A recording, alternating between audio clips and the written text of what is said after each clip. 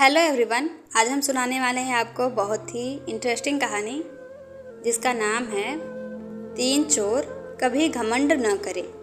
बहुत दिनों की बात है। किसी शहर में रमन, घीसा और राका तीन चोर रहते थे। तीनों को थोड़ा थोड़ा विद्या का ज्ञान था। तीनों चोरों को विद्या का ज्ञान प्राप्त होने के कारण बहुत घमंड था।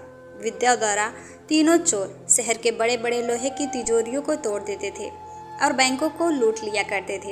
इस तरह तीनों चोरों ने शहर के लोगों की नाक में दम कर रखा था। एक बार तीनों चोरों ने एक बड़े बैंक में डकैती करके सारा माल उड़ा दिया।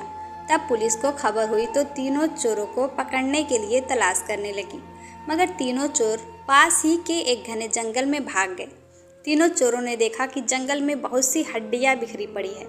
रमन ने अनुमान लगा कर कहा, ये तो किसी शेर की हड्डियां है। मैं चाहूँ तो सभी हड्डियों को अपनी विद्या के ज्ञान द्वारा जोड़ सकता हूँ। घीसा को भी विद्या का घमंड था, सो वह बोला, अगर ये शेर की हड्डियां हैं तो मैं इनको अपनी विद्या द्वारा शेर की खाल तैयार कर उसमें डाल सकता हूँ। रमन और घीसा की बात सुनकर राका का भी घमंड उमड़ पड़ा और उसने कहा, तुम दोनों इतना काम कर सकते हो तो मैं भी अपनी विद्या द्वारा इसमें प्राण डाल सकता हूँ। तीनों चोर अपनी विद्या का प्रयोग करने लगे। कुछ देर बाद रमन ने सारी हड्डियों को जोड़ दिया और घीसा ने शेर की हूबहू जान डाल दी। थोड़ी देर में तीनों चोर सामने एक जीवित भयानक शेर को देखकर थर थर कांपने लगे, मगर शेर के पेट में तो एक दाना नहीं था। वह भूख के मारे गरजता हुआ तीनों चोरों पर हमला कर बैठा और मारकर खा गया।